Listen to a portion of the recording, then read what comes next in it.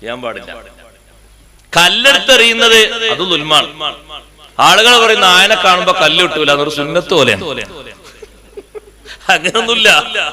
നായ അള്ളാഹുവിന്റെ ഒരു മഖ്ലൂഖാണ്. മെമ്പർമാരെ കൂട്ടത്തിൽ ഒന്ന് സ്വർഗത്തിലാന്ന് ഉറപ്പാ. ഖിത്മീർ എന്ന് പറയുന്ന അസ്ഹാബുൽ കഹ്ഫിന്റെ നായ. നമ്മളെ ഹാലെന്താ? അന്നൽക്ക് അതിനൊക്കെ ബഹുമാനമുണ്ട്. സ്വർഗത്തിൽ ഒരു മെമ്പർ ഉള്ള ബാക്കിയുള്ള ആളല്ലേ അവരൊക്കെ. അതുകൊണ്ട് ഇനിയും ഉണ്ടാകാല മെമ്പർഷിപ്പ്. ഒന്നിന് മാത്രം ആയിക്കൂടാന്നൊന്നുമില്ലല്ലോ. ഇനിയും മഹാന്മാരെ സ്നേഹിച്ച് അങ്ങനെ നടന്നൂടെ പലതിനും. അതിന്റെ ഒരു കേടായി പോലും പറയാൻ പാടില്ല നായനെ പറ്റി. അങ്ങനെയാണ്. മൂസാ നബി അലൈഹി ഇസ്ലാമും കൂട്ടരും വരുമ്പോ മൂസാ നബി അലൈഹി ഇസ്ലാമിന്റെ കൂടെയുള്ള ആൾക്കാര് ഒരു നായ എങ്ങനെ വഴിവക്കിൽ അത് ചത്ത് കിടക്കുന്നുണ്ട്, അതിന്റെ ജീവൻ പോയിട്ടുണ്ട്. അപ്പൊ നായ ചാകാൻ കണ്ടൊരു സ്ഥലം അവരിങ്ങനെ പറഞ്ഞപ്പോ മൂസാ നബി അലൈഹി ഇസ്ലാം എങ്ങനെ തിരുത്തിയെന്നറിയാം. അള്ളാഹുവിന്റെ ഒരു മഖ്ലൂഖിലെ അതിന്റെ പല്ലിന് നല്ല വെളുപ്പുണ്ട്. അതിന്റെ പല്ലിന് നല്ല വെളുപ്പുണ്ട്. അത് അള്ളാഹുവിന്റെ ഒരു സൃഷ്ടിയായിട്ട് അവിടെ ജീവൻ പോയി കിടക്കുകയാണെങ്കിലും അതിനെപ്പറ്റി പ്രതികൂലമായിട്ടൊന്നും സംസാരിക്കരുത്. അള്ളാഹുവിന്റെ സൃഷ്ടിയല്ലേ. ഒരു കുഴിയെടുത്തിട്ട് അതിനെ കുഴിച്ചു മൂടുക, അങ്ങനെ വേണ്ടത്. അതിനൊന്നും ചെയ്യാൻ പാടില്ല, ഒന്നും പറയാൻ പാടില്ല. നായങ്ങനെ പോകുമ്പോ നായനെ കണ്ടപ്പോ നായന്റെ മോൻ നായയെന്ന് വിളിച്ചത് ചെറിയ ആളൊന്നല്ല, വലിയ മഹാനാണ്. വലിയ മഹാനാണ് വിളിച്ചത്. തഖീദ്ദീൻ സുബ്കി എന്ന് പറയുന്ന വലിയ മഹാൻ അവരെ വിളിച്ചു. ചെറിയ ആളൊന്നല്ല. അപ്പൊ ബാപ്പ പറഞ്ഞു, മോനെ അങ്ങനെ വിളിക്കരുത് എന്ന് പറഞ്ഞു. അപ്പൊ കുട്ടിന്റെ ചോദ്യം, താജുദ്ദീൻ സുബ്കിയും തഖീദ്ദീൻ സുബ്കി റഹ്മത്തുള്ളാഹി അലൈഹിമ വലിയ മഹാന്മാരാണ്. ബാപ്പ മകനോട് പറഞ്ഞു, മോനെ അങ്ങനെ പറയരുത്. അപ്പൊ കുട്ടിന്റെ ചോദ്യം, ഞാൻ പറഞ്ഞത് ശരിയല്ലേ? ഈ നായ വേറെ നായന്റെ മോനല്ലേ? നായന്റെ മോൻ നായ എന്നാ പറഞ്ഞത്. ഉപ്പ പറഞ്ഞു, മോനെ പരിഹസിക്കാൻ, അതിനെ കൊച്ചാക്കാൻ, ചെറുതാക്കാൻ ആ വാക്കും മതി. അതിനെ നിസ്സാരപ്പെടുത്താൻ ആ വാക്കും മതി. ഇതിപ്പോ സന്തോഷം കൊണ്ട് അതിന്റെ ടൈറ്റിൽ വിളിച്ചാലല്ലോ, അങ്ങനല്ലല്ലോ വിളി. ആ വിളിയിൽ നിന്ന് വരുന്ന ധ്വനി അത് നിന്റെ വിനയത്തിനെതിരാണ്. അതുണ്ടാകരുത്. അതാണ് ഖുർആനി പഠിപ്പിക്കുന്ന ശൈലി. അല്ലദീന യംശൂന അലൽ അർളി ഹൗനാ. ഭൂമുഖത്ത് അവർ ജീവിക്കുമ്പോ ആർക്കും അവരെ കൊണ്ട് ഒരു ശല്യം ഉണ്ടാകില്ല. വളരെ ഒതുക്കത്തിൽ ജീവിക്കുന്നവരാണ്.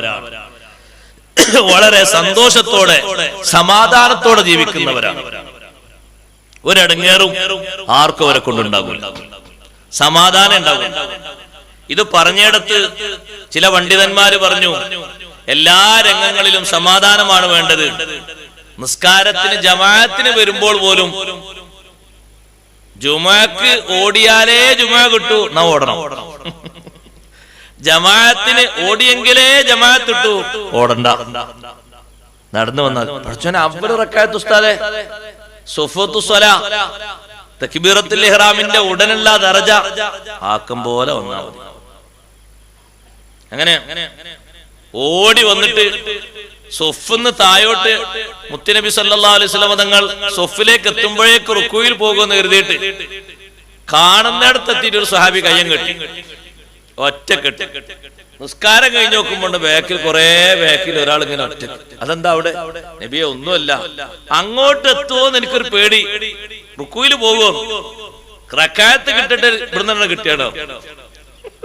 കണ്ടോ? അതിപ്പോ സത്യത്തിന്റെ ഒരു ആവേശമായിട്ടല്ലേ കൂട്ടുക.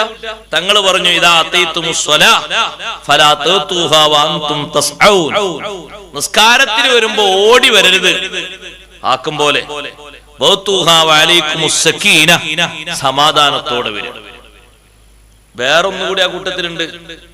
അത് അന്നത്തെ കാലത്തില്ലാത്തോട് ഇപ്പൊ പറയേണ്ടതാണ്. അഥവാ സ്പീഡിൽ വരുന്ന ആള് പള്ളിയിൽ ഫാനൊന്നും ഇട്ടില്ലെങ്കിൽ അയാളിങ്ങനെ കൈയ്യട്ടിട്ട് ഒരു ഊത്തിങ്ങനെ ഊതും, അതോടെ നിസ്കാരം പോകും. ചൂടുത്തിട്ട് ജാഗ്രത വന്നു ചെയ്ത് ആരും ഫാൻ ഇട്ടിട്ടില്ല, ഒരൊറ്റ ഊത്തുമലുള്ള നിസ്കാരം പോകും.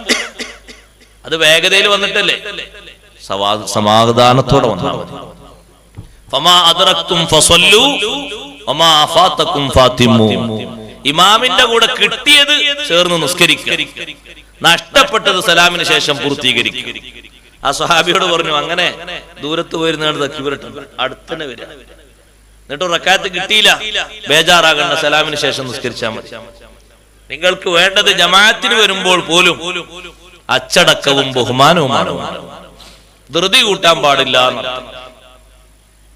ധൃതി കൂട്ടേണ്ടതില്ല.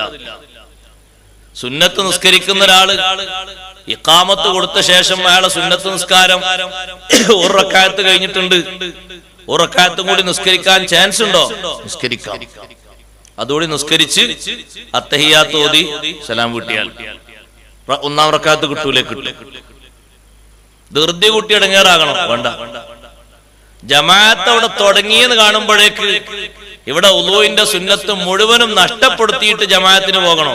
അതും വേണ്ട. ഈ ജമാഅത്തല്ലാതെ വേറെ ജമാഅത്തൊന്നും ഇനി ഇവിടെ കിട്ടാനില്ല എന്നാണ് കാണുന്നതെങ്കിൽ സുന്നത്തുകൾ ചുരുക്കിയിട്ട് ഫർള് മാത്രം എടുത്ത് ജമാഅത്തിന് കൂടുതൽ സുന്നത്താണ്. അങ്ങനെ വേണ്ട. അല്ല, ഈ ജമാഅത്ത് തീരാനായിട്ടില്ല, ഇപ്പൊ കൈയ്യെട്ടിട്ടുള്ളൂ. ഒന്ന്. രണ്ടാമത്തത്, ഈ ജമാഅത്ത് കഴിഞ്ഞാൽ വേറെ ജമാഅത്ത് കിട്ടാൻ സാധ്യതയുണ്ട്. കാരണം ഈ നേരത്തെ തന്നെ വേറെ കുറെ ആൾക്കാരുണ്ട്, അവർ വരുമ്പോ ജമാഅത്ത് കിട്ടുമല്ലോ. അങ്ങനെയൊക്കെ ആണെങ്കിൽ ഉളൂഇന്റെ സുന്നത്ത് മുഴുവൻ എടുത്താൽ മതി. പക്ഷെ നിങ്ങൾ നോക്കൂണ്ടി, അവിടെ ജമാഅത്തും തുടങ്ങിക്കഴിഞ്ഞാൽ ഉളൂഇന്റെ ശേഷം ദ്വാരക്കണ ഒരൊറ്റ ആളും കാണാൻ കഴിയില്ല. ഒരാളെ നമുക്ക് കാണാൻ കഴിയൂല. കാണാൻ കഴിയോ? ഇല്ലല്ല. കാലം കേകി പോക്ക, പകുതി കേകി പകുതി കേകിയിലാണ് ഒറ്റ പോക്കട പോകും.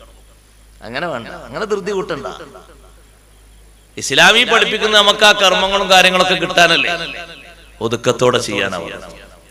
അല്ലദീന യംശൂന അലൽ അർളി ഹൗനാ എന്ന വാക്കിന് ഇമാം ഹസനുൽ ബസ്രി റളിയല്ലാഹു അൻഹു പറഞ്ഞൊരു തഫ്സീറുണ്ട്. സഹോദരങ്ങളെ, ഇന്നൽ മുഅ്മിനീന ഖൗമുൻ ദുലൽ, വിശ്വാസികൾ വിനയമുള്ള സ്വഭാവക്കാരാണ്. എന്താണ് അവരിൽ നിന്ന് വിനയമുണ്ടായത് എന്നറിയുമോ? ദല്ലത്ത് മിൻഹും വല്ലാഹിൽ അസ്മാ, കണ്ണുകൾക്ക് കാതുകൾക്ക് വിനയമുണ്ട്. വൽ അബ്സാറു, കണ്ണുകൾക്ക് വിനയമുണ്ട്. വൽ ജവാരിഹു, അവയവങ്ങൾക്ക് വിനയമുണ്ട്. ഹത്താ യഹ്സബുഹുൽ ജാഹിലു മർലാ, വിഡ്ഢിയായ മനുഷ്യൻ, ആഖിറത്തെ പറ്റി അറിയാത്തവൻ മുഅ്മിനീങ്ങളെ കാണുമ്പോ വിചാരിക്കും ഇവര് സൂക്കേടുള്ളവരാണ്, രോഗികളാണ്. സത്യത്തിൽ ഇവർക്ക് രോഗങ്ങളൊന്നുമില്ല, നല്ല ആരോഗ്യവാന്മാരാണ്. അവൻ കേൾക്കാൻ നിൽക്കുന്ന പലയിടത്തും ഇവരെ കാണൂല, അവര് കാണാൻ നിൽക്കുന്ന പലയിടത്തും ഇവരെ കാണൂല, അവർ ഓടിച്ചാടുന്ന പല രംഗങ്ങളിലും ഇവരെ കാണൂല. എന്തേ കാരണം? പടച്ച റബ്ബിന്റെ മുന്നിലേക്ക് പോകാനുണ്ട് എന്ന നിലക്ക് അവന്റെ ഉള്ളിൽ കടന്നുകൂടി ഒരു ഭയമുണ്ടല്ലോ, ഖൗഫുണ്ടല്ലോ. ആ ഒരൊറ്റ ഖൗഫ് കാരണം മാറി നിൽക്കുകയാണ്. കണ്ണില്ലാത്തത് കൊണ്ടല്ല, കാത് ഇല്ലാത്തത് കൊണ്ടല്ല, അവയവങ്ങളൊന്നുമില്ലാത്തത് കൊണ്ടല്ല, അവൻ കാണുന്ന സാൻമാർഗിക മേഖലകളിൽ ഒന്നിലും ഇവരെ കാണാത്തത്, ഇവരെ ഒരു നിലക്കും അനുഭവിക്കാത്തത്. പടച്ച റബ്ബിന്റെ മുന്നിൽ പോകണമല്ലോ എന്ന നിലക്ക് അവരെ ഉള്ളിൽ കടന്നുകൂടി ഒരു ഭയമുണ്ട്, അവരെ ഉള്ളിലേക്കൊരു പേടി കടന്നുകൂടിയിട്ടുണ്ട്. ആ പേടി കാരണം, ആഖിറത്തിനെ കുറിച്ചുള്ള വിവരം കാരണം ഇവരങ്ങോട്ടൊന്നും പോകാതിരിക്കുകയാണ്. അതാണ് അല്ലദീന യംശൂന അലൽ അർളി ഹൗനാ, വിശ്വാസത്തോടുകൂടെ ജീവിക്കുന്ന മുഅ്മിനീങ്ങളെ, വിനയത്തിന്റെ ഏറ്റവും പ്രധാനപ്പെട്ട മാർഗം പറഞ്ഞത് കണ്ടോ നിങ്ങൾ? അള്ളാഹുവിന്റെ അടിമാന്ന് വിശദീകരിച്ചിടത്ത് ഹസനുൽ ബസ്രി തങ്ങൾ പറഞ്ഞത്, അവയവങ്ങൾക്കൊക്കെ ആ അടിമത്ത സമ്പ്രദായം വന്നിട്ടുണ്ട്.